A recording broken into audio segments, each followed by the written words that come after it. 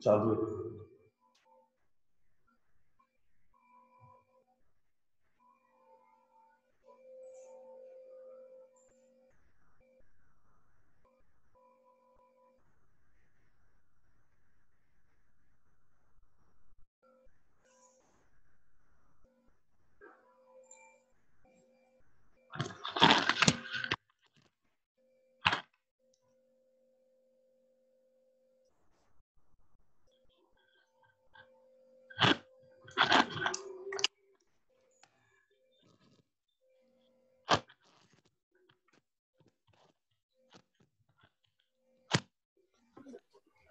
Hello, good morning students. बेटा आवाज आ रही है क्लियर?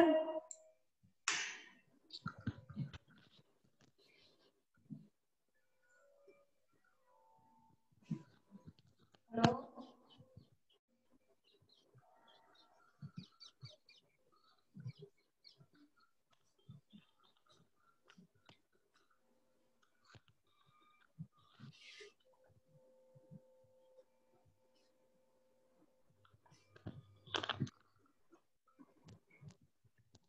कल पी ब्लॉक का टेस्ट हुआ था। टेस्ट की कॉपियां जो है ना 4-5 बच्चों ने भेजी है बस केवल। बाकी स्टूडेंट्स की मेरे को कॉपियां नहीं मिली। टेस्ट दिया ही नहीं आप लोगों ने। मैंने कहा था ना 2 दिन पहले कि संडे को टेस्ट होगा।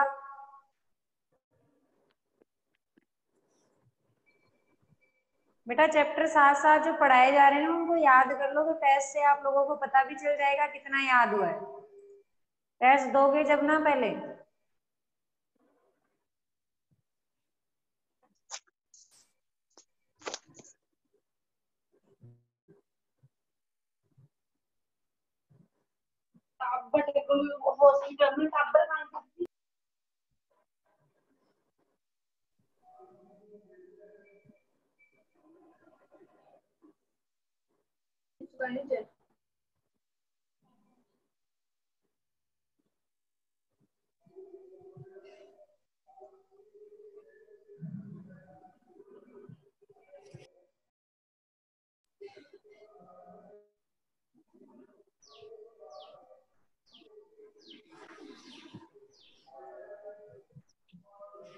ध्यान दो, अभी तक जो अपने चल रहा है टॉपिक, आईयूपीएससी कंप्लीट हो गई है, वीबीटी हो गई।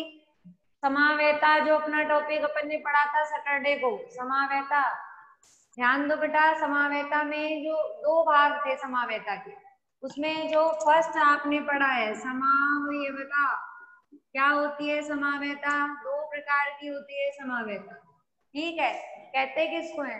ऐसे यौगिक जिनके रासायनिक अणुसूत्र तो समान होंगे, केमिकल फॉर्मूले तो जिनके सेम है, लेकिन जिनकी स्ट्रक्चर सेम नहीं होती, जिसकी संरचनाएं समान नहीं है लेकिन केवल रासायनिक अणुसूत्र समान है।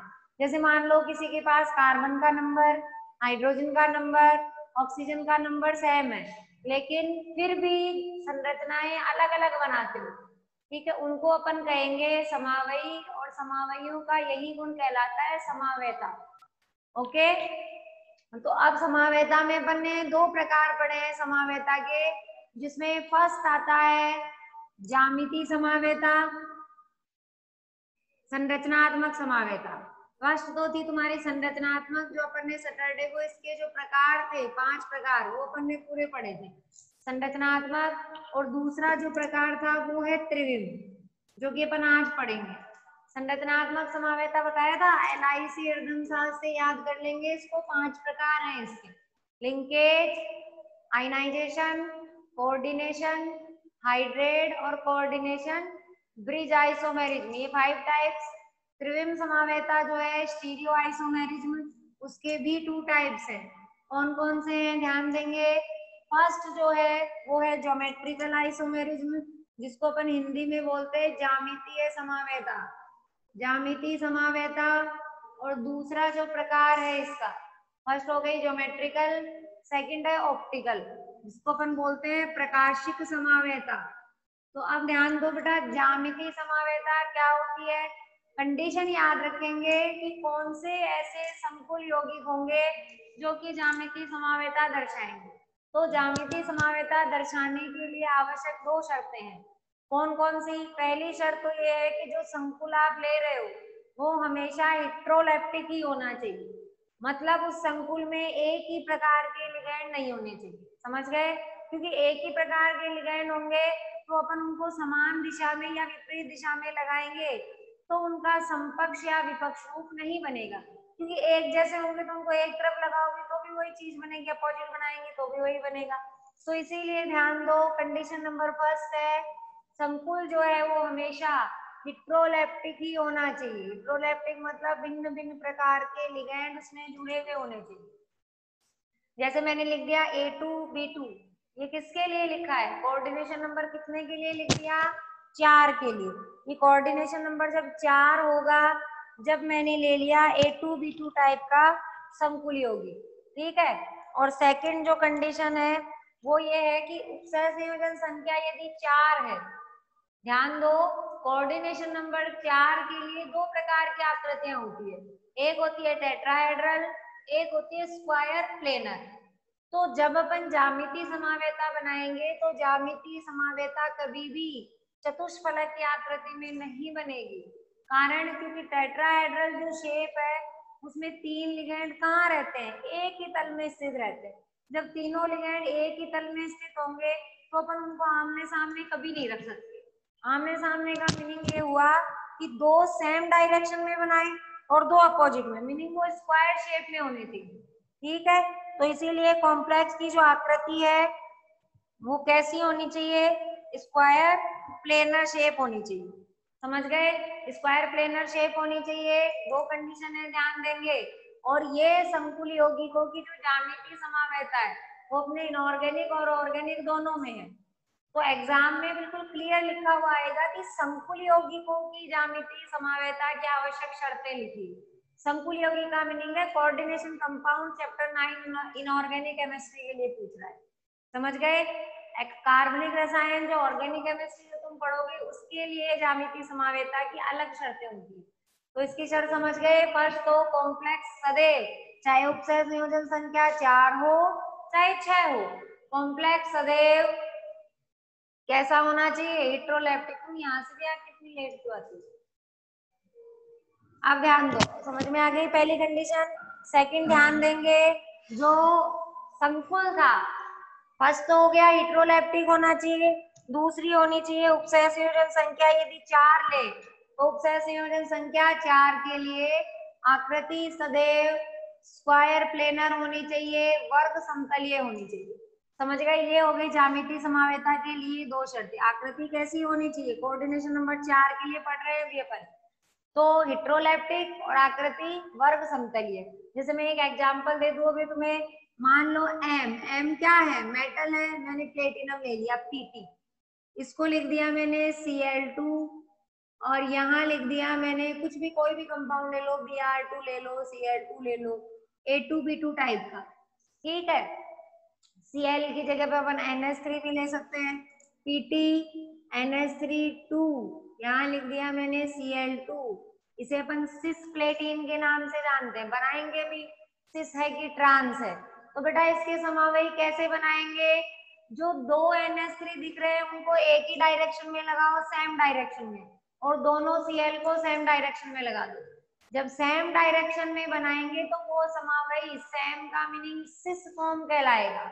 समपक्ष, समपक्ष, समपक्ष का मीनिंग एक ही पक्ष में रहते हैं, ठीक है, एक ही दिशा में रहते हैं। और अगर अलग अलग दिशा में बनाएंगे तो क्या कहलाएगा? अलग अलग दिशा में बनाएंगे तो विपक्ष रूप, ठीक है, जिसको अपन कहेंगे ट्रांसफॉर्म। ध्यान दो, देखो Pt लगाया बीच में मेटल, यहाँ पे लगा दिया NH3, फिर NH3, यहाँ Cl, ये Cl, ये देखो ये कौन सा रूप है? समपक्ष, सिस फॉर्म है। अब अगर NH3 को NH3 के अपोजिट लगा देंगे, Cl को Cl के अपोजिट लगा देंगे तो वो बन जाएगा ट्रांसफॉर्म, ये सिस हो गया। अब बनाएंगे ट्रांस, Pt लगाया, Cl Cl NH3, यहाँ NH3, आ गई बात ढंग से समझ में? इन NH3 को तुमने इधर लगाया है ना, इन दोनों NH3 को अपन ऊपर भी लगा सकते हैं, दोनों Cl को नीचे भी लगा सकते हैं, वो भी समपक्ष रूप ही होगा, क्योंकि दोनों Cl नीचे एक ही डायरेक्शन में होंगे तो दोनों NH3 ऊपर की डायरेक्शन में होगा। ये है जब अपन इसको इस तरीके से कट देंगे, जब जा रहे हैं देखो दोनों एक ही दिशा में, इधर भी ये दोनों एक ही दिशा में। आ गया समझ में? उसके बाद ध्यान दो, ये तो था MA2B2 प्रकार का। A2B2 मतलब दो लिगेंड एक जैसे हैं और जो दो अलग तुमने लिए वो सेम टाइप के हैं। अब अपन लेते हैं A2BC टाइप का। A2BC टाइप का मीनिंग MA2B और C। ये देखो A2BC मीनिंग इस बार दो लिगेंड तो एक जैसे हैं, जैसे मैंने एग्जांपल ले लिया PTNS3 यहाँ लगा दिया Br और यहाँ लगा दिया Cl, हो गया BC टाइप का। अब इसमें बताओ सिस और ट्रांस कैसे बनाएंगे? इसमें सिस और ट्रांस बनाने के लिए ध्यान दो, इनको देखना है केवल आपको, जो दो वाले हैं। समझ में आ गई बात? सिर्फ जो दो वाले लिगेंड जो दिए हुए हैं, केवल और केवल आप इनको समान दिशा में या विपरीत दिशा में रखोगे। जैसे देखो पीटी लिया और उन दो को नहीं देखना, बी और सी वालों को। यहाँ Br रख दिया, यहाँ Cl, इधर NH3 है, इधर NH3 है, तो कौन सा रूप है ये? समकक्ष रूप, सिस फॉर्म में। ठीक है, जो A2 है सिर्फ उस A2 की दिशा को ही देखना है कि वो समान दिशा में है कि विपरीत दिशा में, उसके आधार पर इसके ज्यामितीय समावयव बनेंगे। समझ गए? ये हो गया A2BC टाइप का। अब एक ध्यान दो, अगर द्वितंतुर लिगैंड हो, जब क्या हो? द्वितंतुर लिगैंड लिया मैंने, अभी तुम्हें पता चल जाएगा द्वितंतुर के लिए। जैसे मैंने इस तरीके से लिख दिया इसको PT और यहाँ EN लगा दिए, कितने? 2। तो बताओ उपसहसंयोजन संख्या कितनी हो गई? 4। समझ गए? तो इसका ध्यान से सुन ले, केवल और केवल एक ही रूप बनेगा, वो होगा विपक्ष। इसका समकक्ष रूप संभव नहीं है। कैसे नहीं है समकक्ष संभव? तुम बना के देख लो चाहे। देखो चारों कॉर्नर ले लिए तुमने, स्क्वायर प्लेनर शेप, ये पीटी लिया। अब मुझे पता है एक EN कितने बंद पे जुड़ता है? 2 पे। तुम इसको चाहे ऊपर वाले दोनों बंद पे जोड़ दो, चाहे इधर वाले पे। देखो जैसे इधर जोड़ा, यहाँ लगा दिया EN, तो अब बचे कौन से? ये वाले दो विपरीत दिशा वाले बच गए, यहाँ लगाओगे EN, तो ये कौन सा रूप दिख रहा है तुम्हें? विपक्ष रूप। एक EN दूसरे EN के विपरीत दिशा में लगा हुआ है, विपक्ष रूप हो गया। तुम ऊपर लगाओगे तो दूसरा EN नीचे लगेगा, तो क्या इसका समकक्ष रूप संभव है क्या? नहीं है। समझ गए? उस लिगैंड का समकक्ष रूप, तो तुम कह दोगे कि किसी भी द्वितंतुर का समकक्ष संभव नहीं, ऐसा नहीं है। ध्यान दो, उन द्वितंतुर लिगैंड का संपर्क संभव नहीं होगा जिनके दोनों किनारों पर समान प्रकार के लिगैंड जुड़े हुए हैं। समान प्रकार के लिगैंड जैसे कि देखो NH2, इस EN का क्या होता है सूत्र? NH2 CH2 CH2 NH2। ये देखो दोनों मुंह पर समान प्रकार का समूह जुड़ा हुआ है NH2। तुम जब इसको खोल के लिखोगे तो यहाँ भी NH2 आएगा, यहाँ भी NH2 आएगा, इधर भी NH2 होगा तो इधर भी NH2 होगा। तो वो कौन सा रूप बनेगा NH2 का? ये देखो, ये विपरीत दिशा वाला, मतलब विपक्ष बनेगा। यदि एक किनारे पे, जैसे कि आपने पढ़ा हुआ है ग्लाइसिनेटो, ग्लाइसिनेटो के एक किनारे पे तो क्या होता है? NH2, और दूसरे किनारे पे क्या होता है? COO negative. समझ में आ गई बात? दोनों जुड़े होते हैं एक कार्बन से। इसका बन सकता है समकक्ष और विपक्ष दोनों। कैसे? आप जब इधर लगाओगे इसको, तो एक तरफ तो लिख लो NH2, फिर CH2, फिर C double bond O negative, और दूसरी दिशा में क्या करोगे? ये का ही रूप बनाओ, NH2 CH2 CO नेगेटिव। तो देखो NH2 का मुंह NH2 की तरफ है, CO नेगेटिव का CO नेगेटिव की तरफ है। जब तो बन जाएगा कौन सा रूप? समकक्ष। और यदि इसको उल्टी दिशा में बनाना स्टार्ट करें, जैसे यहाँ से चालू कर दें अपन इसको, NH2 CH2 CO नेगेटिव, तो CO नेगेटिव इस CO नेगेटिव की अपोजिट डायरेक्शन में होगा, NH2 NH2 की अपोजिट डायरेक्शन में होगा, तो अपन उसको कौन सा रूप बोल देंगे? ट्रांस। समझ में आ गया द्वितंतुर लिगैंड का कैसे बनाते हैं? ये ज्यामितीय समावेता कंप्लीट हो गई उपसह संयोजक यौगिकों के लिए जिनका कोऑर्डिनेशन नंबर कितना है? 4। तो शर्तें याद रखेंगे कि CN4 के लिए ज्यामितीय समवेता की आवश्यक शर्तें लिखिए। तो दो शर्तें हैं। पहली शर्त यह है कि संकुल सदैव कैसा होना चाहिए, हेटेरोलेप्टिक होना चाहिए। मतलब समान प्रकार के यदि लिगेंड होंगे, ये रुकता नहीं है आंसू गिरता है बार। अगर समान प्रकार के लिगेंड होंगे तो ध्यान दो ज्यामितीय समवेता संभव नहीं होगी, क्योंकि समान प्रकार के लिगेंड में समकक्ष और विपक्ष बनेंगे ही नहीं। ठीक है। दूसरी जो कंडीशन है वो है कि कोऑर्डिनेशन नंबर 4 के लिए आकृति सदैव कैसी होनी चाहिए, वर्ग समतलीय।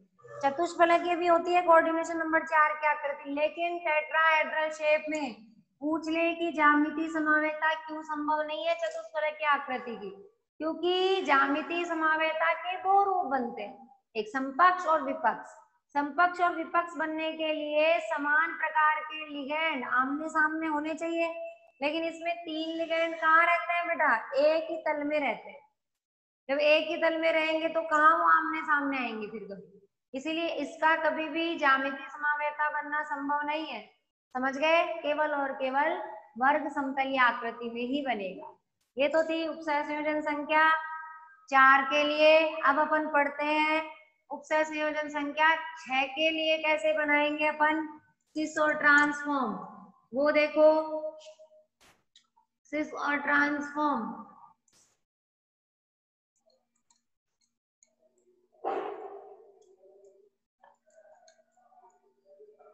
ध्यान दो उपसय संयोजन संख्या 6 के लिए।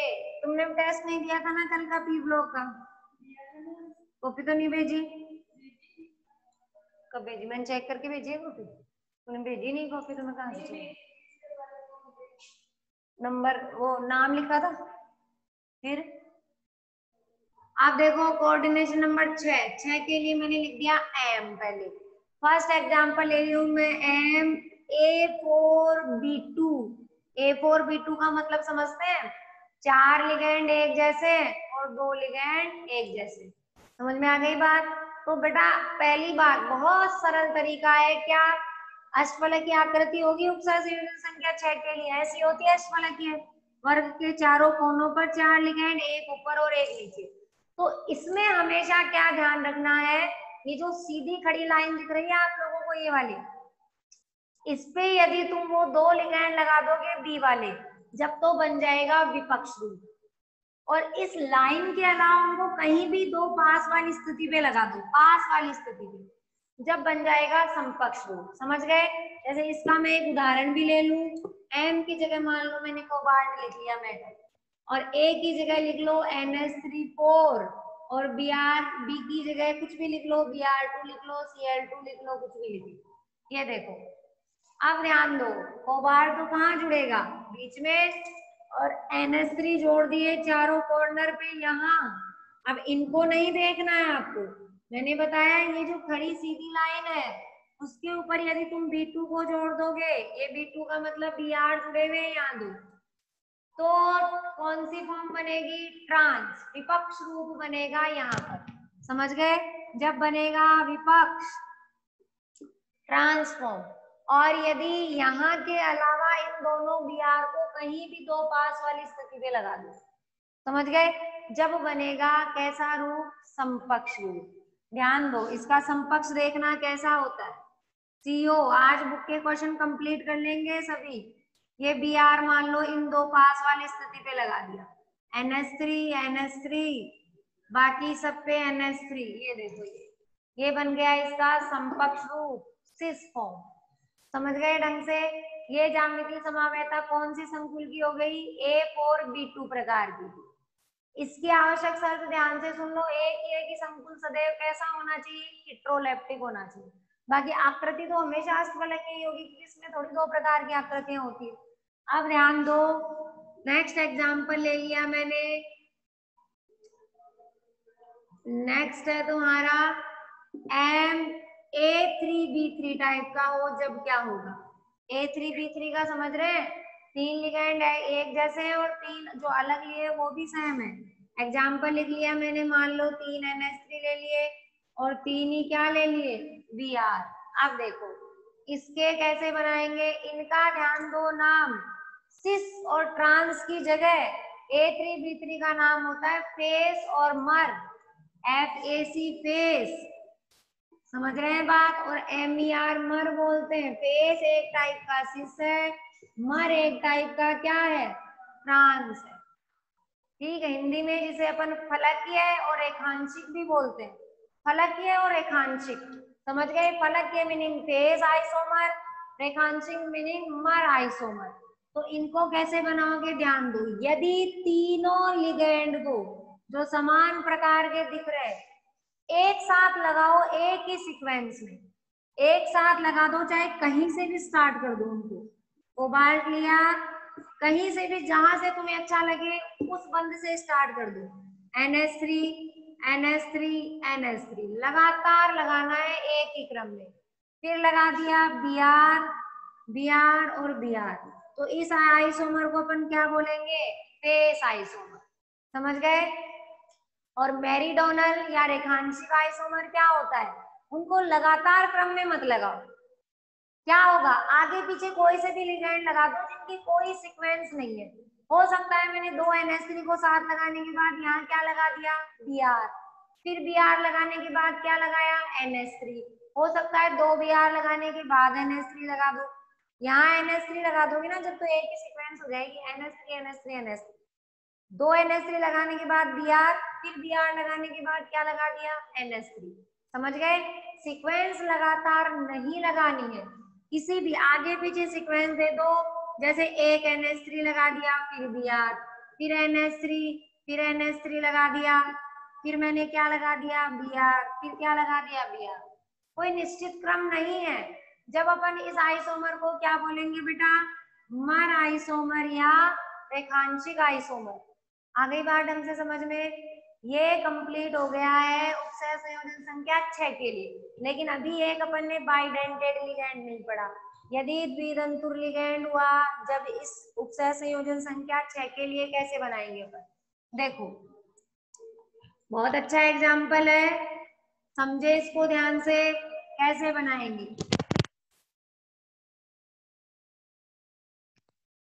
क्या है, संकुल कैसा होना चाहिए, इलेक्ट्रोलैप्टिक होना चाहिए, ठीक है, इलेक्ट्रोलैप्टिक संकुल में बनेगा ये। तो देखें आंसू है ना, ये रुक नहीं रहा, इसको गले में डाल लेती हूँ, बार बार गिरने से टूट जाएगा।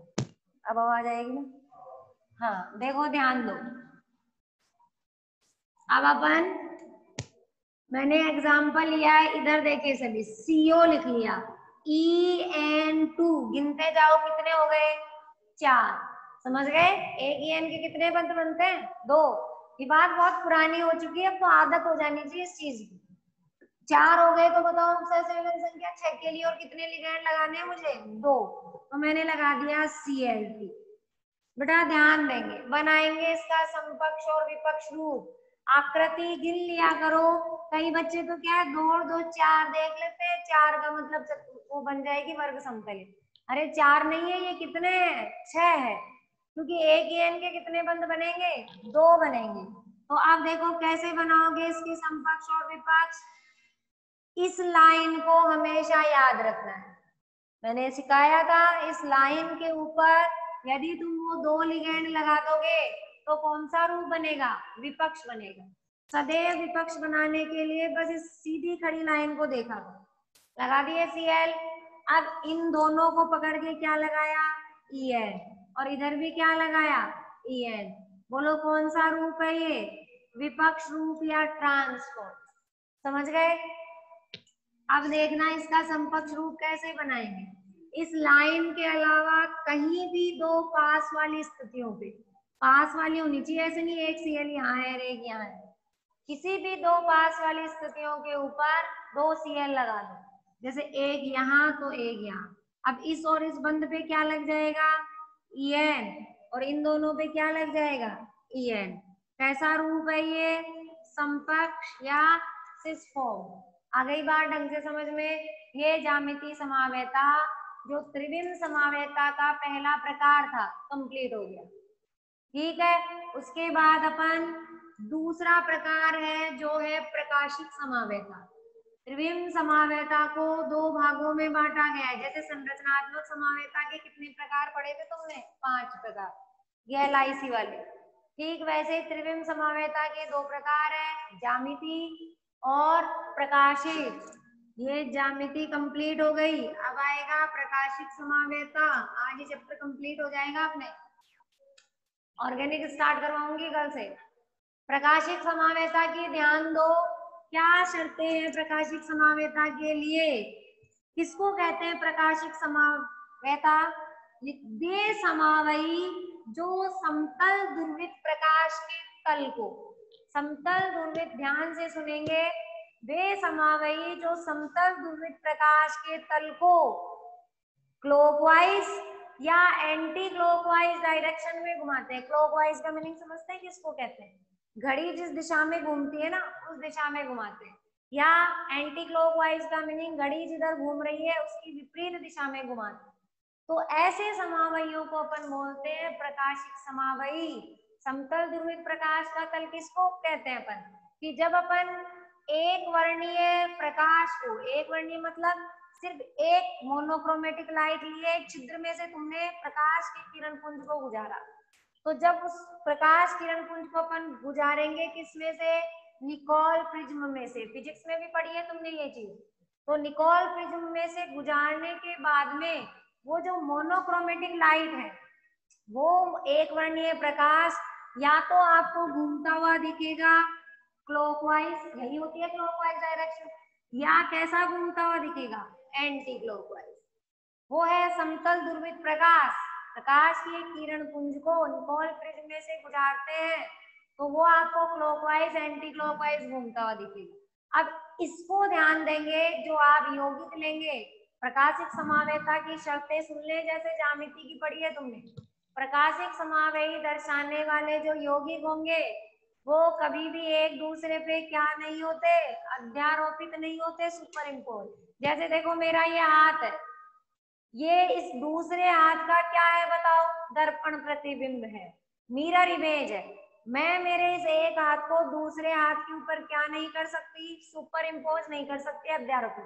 कई बच्चे कहते हैं हो जाता है मैडम, हमारे दोनों हाथ बराबर है, इसको घुमा के ऐसे लेकर रख लो, अंगूठे पे अंगूठा, तो घुमाना नहीं है, उसकी दिशा को परिवर्तित नहीं करना, उसको उठाओ ऐसे कैसे, और अब रख के देखो क्या अंगूठे पे अंगूठा आ रहा है? क्या अंगुली पे अंगुली आ रही है? छोटी वाली अंगुली आ रही है क्या इसके ऊपर? नहीं आ रही।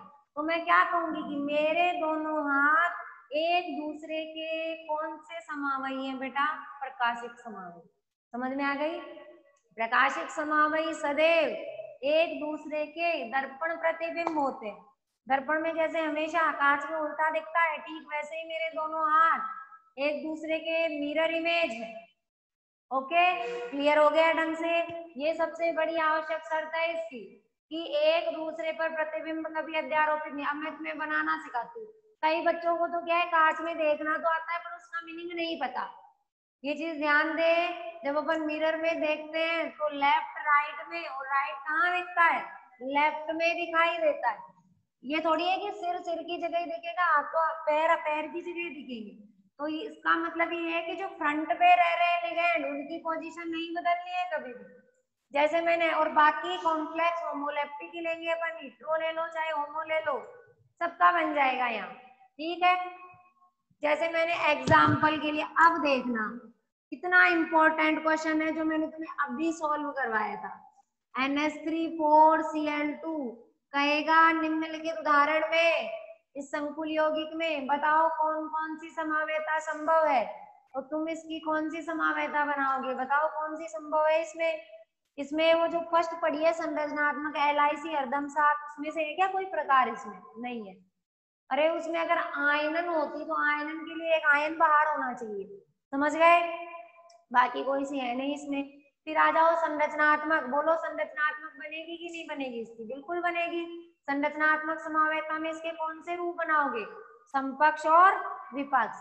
फिर अब इसका बनाना है प्रकाशिक भी, तो ध्यान दो, पूछ लेगा कि इसके समपक्ष और विपक्ष में से कौन सा रूप प्रकाशिक है, सक्रिय है, कौन सा सक्रिय है। तो पहले तुम इसका विपक्ष बनाओ। कैसे देखते हैं अपन प्रकाशिक समावयी को, वो देखना। देखो विपक्ष कैसे बनाएंगे, दोनों Cl को रख दो विपरीत दिशा में। समझ लेना ये चीज केवल और केवल समझने की ही है। यदि बुक लेके पढ़ने बैठेंगे ना, एक लाइन नहीं समझ में आएगी, सुन ले, क्योंकि इसमें केवल दिमाग लगाने का खेल है और कुछ नहीं। मेरे मन से मैं इनको, इन दोनों को इस स्थिति में बाकी कहीं लगा दो। अब बेटा ये बन गया विपक्ष रूप बन गया, इसके आगे क्या लगा दो, मिरर लगा दो। ये डैश डैश है ना, ये कांच लगा दिया मैंने। अब बताओ अपन इसको कांच में देखेंगे, मिरर में तुम जब इसको देखोगे तुम्हें कैसा दिखाई देगा बताओ, सीओ। बताओ देखना आता है कांच में सबको, तो ये चीज बताओ क्या चेंज, सिर की जगह ही दिखता है ना आपको, चेहरा फेस की जगह ही दिखता है, पैर की जगह ही दिखते हैं। ऐसा थोड़ी होता है कि उल्टा दिख रहा है, पैर ऊपर दिख रहे हैं, सिर नीचे दिख रहा है, नहीं दिखता। इसका मीनिंग ये हुआ जो फ्रंट पे चीज होती है, फ्रंट का मीनिंग ये रहा, ये देखो ये रहा सिर और ये रहे पैर, ये तो सदैव यही रहेंगे। समझ गए, तो इनको यही बना दो, ये बना दिया Cl, ये बना दिया Cl। समझ गए। लेफ्ट वाली चीज ये देखो, ये रहा मेरा लेफ्ट वाली चीज कहाँ दिखती है, राइट में, और राइट वाली चीज कहाँ दिखती है, लेफ्ट में। बना दो, ये रहा आपका राइट साइड, ये तो दिखेगा आपको लेफ्ट में NH3, ये दिखेगा राइट साइड में NH3। उठाओ इसको और उठा करके इसके ऊपर रख दो, और रख के देखो दोनों एक दूसरे पे फिट बैठ रहे हैं क्या, बैठ रहे हैं बिल्कुल। देखो एक ही तो चीज है दोनों, तो क्या ये प्रकाशिक समावयी कहलाएगा, नहीं कहलाएगा। क्यों, क्योंकि प्रकाशिक समावेयता की क्या शर्त थी, दोनों समावयी एक दूसरे पर अध्यारोपित नहीं होने चाहिए। समझ गए। यदि वो सुपर इम्पो, हाथ अगर हाथ पे अंगूठा अंगूठे पे आ गया तो वो मिरर इमेज नहीं कहलाएगी। समझ में आ गई बात ढंग से। तभी तो मेरे हाथों को क्या कहती हूँ मैं, प्रकाशिक समावयी कहती हूँ, क्योंकि जैसे ही मैंने इसको उठाया और इसके ऊपर रख दिया ना, देखो थम पे नहीं है, फिंगर पे नहीं आ रही। समझ गए। इसको भी ठीक एज इट इज उठाना है, यहाँ रखना है। अगर सुपर इम्पोज हो गया तो वो ऑप्टिकल आइसोमर नहीं है, वो प्रकाशिक समावयी नहीं है। क्लियर हो गया ढंग से। तो तुम क्या कहोगे, दिए गए इस संकुल यौगिक का विपक्ष रूप, ये विपक्षी है, कैसा है बेटा, प्रकाशिक असक्रिय है। आ गई बात समझ में, क्यों है प्रकाशिक असक्रिय, क्योंकि इसका विपक्ष रूप एक दूसरे पर अध्यारोपित हो जाता है। समझ गए। तो अब कैसा रूप बनाओगे इसका, समपक्ष। मैंने क्या कहा था, समपक्ष के लिए कहीं भी दो Cl को पास वाली स्थितियों पे रख दो, चाहे यहाँ रख दो, बना दिया। अब बाकी बचे हुए पे क्या लगा देंगे अपन, NH3 लगा देंगे। ध्यान देना, ये लगा दिया NH3, बन गया समपक्ष।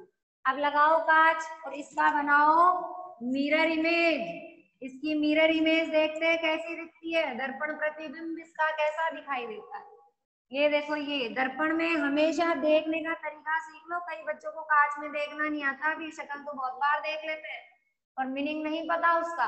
ये देखो क्या बताया था मैंने, जो चीज ऊपर रहेगी वो हमेशा वही बनेगी। ये Cl, क्योंकि सिर की जगह दिखता है, ये चीज याद रखना, पैर की जगह। ये वाला Cl हमेशा यही बनेगा कांच में भी, और ये वाला NH3 यही बनेगा। ये लो, ये दो तो यही रहेंगे। अब लेफ्ट वाला किधर चला जाएगा, राइट में। ये वाला Cl बताओ किधर आएगा, यहाँ आएगा। और ये वाला NH3 किधर आएगा, इधर आएगा। ये दोनों NH3 किधर चले जाएंगे, लेफ्ट साइड में, NH3 और NH3।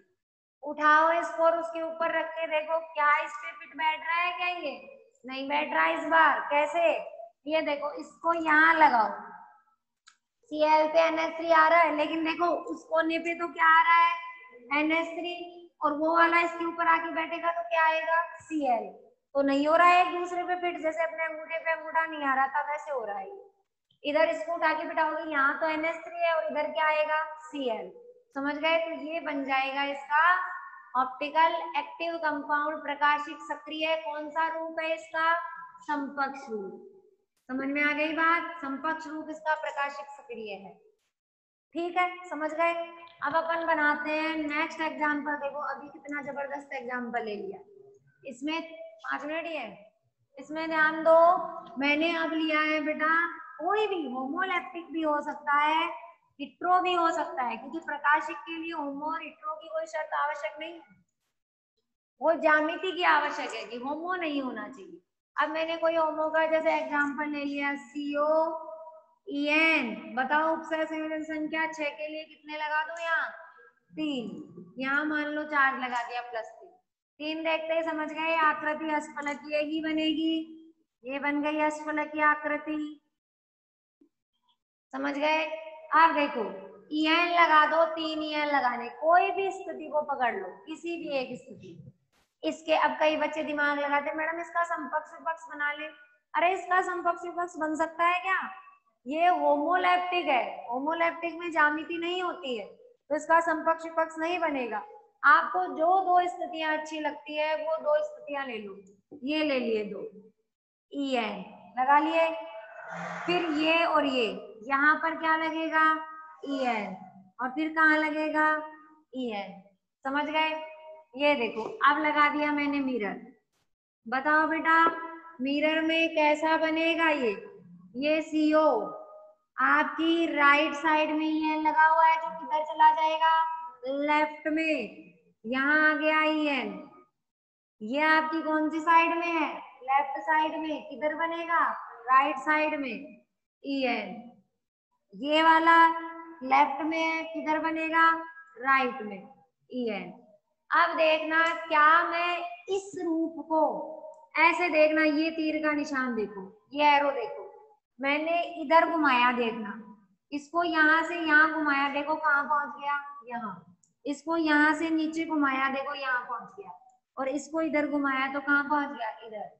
तो कौन सी दिशा में घुमा रहे हो तुम इसको, क्लॉकवाइज डायरेक्शन में घुमा रहे हो, तो इसे अपन क्लॉकवाइज घुमाएंगे तो अपन इसे कौन सा रूप बोलेंगे, डी रूप। स्मॉल डी का मीनिंग होता है डेक्स्ट्रोरोटेटरी, डेक्स्ट्रोरोटेटरी को हिंदी में अपन बोलते हैं दक्षिणाव्रत, दक्षिणाव्रत मतलब घड़ी की सुई की दिशा में, समझ गए। डेक्स्ट्रोरोटेटरी वर्ड से आया है स्मॉल डी, और अगर आप इसको अपोजिट डायरेक्शन में घुमा दूं तो दोबारा वही रूप आ जाएगा, तो इसको अपन क्या बोलेंगे, एल रूप। एल का मीनिंग होता है लीवोरोटेटरी, मीनिंग वामाव्रत, यानी घड़ी की सुई के विपरीत दिशा में। समझ में आ गई बात ढंग से, डेक्स्ट्रोरोटेटरी और लीवोरोटेटरी। ये अपने ऑप्टिकल या आइसोमेरिज्म का टॉपिक अपने कंप्लीट हो चुका है। एक लास्ट टॉपिक इसमें बचा है 4th नंबर का इस चैप्टर का, वो क्या है, CFT। आज सारे समावेता के उदाहरण कर लेंगे, पूरे जितने भी बुक में दिए हुए हैं सब आइसोमर बना करके देखेंगे, किसी में दिक्कत हो पूछ लें।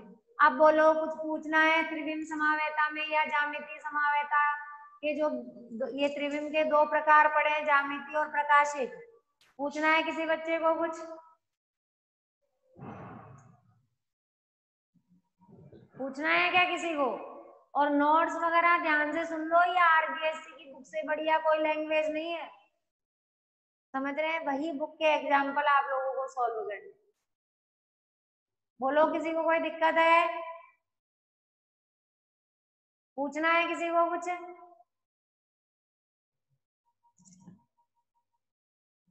प्रॉब्लम है क्या बेटा किसी को, निशा बोल। IUPAC के या BBT के या समावेता के किसी भी टॉपिक में समस्या है क्या किसी को, ऐसे लग रहा है आधे से ज्यादा को तो आवाज ही नहीं सुन रही, क्योंकि कोई रेस्पॉन्स ही नहीं देते। समस्या है का मीनिंग यस मैम, नहीं है का मतलब नहीं है, तो कोई जवाब ही नहीं देते। CFT थ्योरी 1 मिनट में तो होगा भी नहीं बता। समावेता को कॉपी में लिख लें, और इसके क्वेश्चन मैं तुम्हें बता दूं, वो क्वेश्चन भी बुक का क्वेश्चन आप लोग कॉपी के अंदर कर लेना बेटा, क्वेश्चन नंबर आप लोग नोट कर ले, कौन कौन से आप लोगों को कॉपी में करने, फटाफट सुन लेंगे। देखो समावेता के जो पहले मैंने आयनन के करवाए थे वो तो आपने कर लिए थे कॉपी में, निबंधात्मक का प्रश्न संख्या 3, निबंधात्मक का तीसरा प्रश्न, और एक है तुम्हारे पास लघुत्रात्मक का दूसरा प्रश्न, ये दोनों आपको फेयर कॉपी में करने हैं, समझ गए। तीसरा निबंधात्मक का और लघुत्रात्मक का दूसरा, ये अपनी कॉपी में कर लेना। बाकी अभी और एक जो है तुम्हारे वो है अति लघुत्तरात्मक का पहला प्रश्न। फर्स्ट क्वेश्चन है, वो भी अपनी कॉपी में कर लेना। अभी तक जो पढ़ा दिए टॉपिक से रिलेटेड जितने भी क्वेश्चन आए हैं वो सारे पेयर कॉपी में करेंगे।